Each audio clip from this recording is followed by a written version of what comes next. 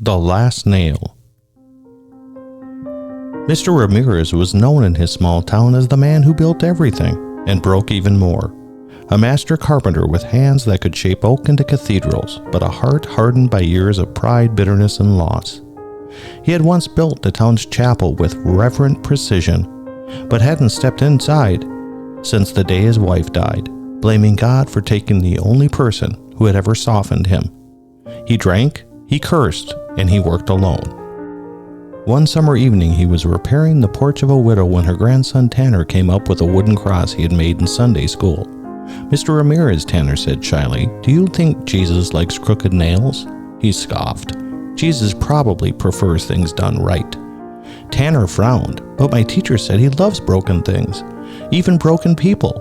Mr. Ramirez did not respond.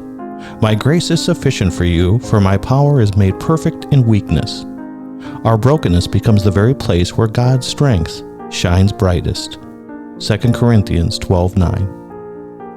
That night, he couldn't sleep. The boy's words echoed in his mind. He thought of the chapel he had built, now empty. He thought of the last argument with his wife, the apologies he never said, and the bottle on his nightstand. The next morning, he walked to the chapel. The door creaked open like it was surprised to see him, and he sat in the back pew, staring at the altar he built. "I'm sorry. I don't know how to pray," he whispered. "But I'm tired of being angry, and I'm tired of being alone."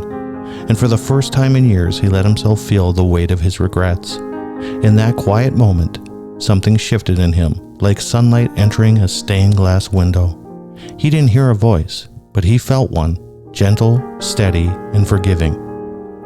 Weeks passed, and he began volunteering at the church. He rebuilt the pews not for praise, but for peace.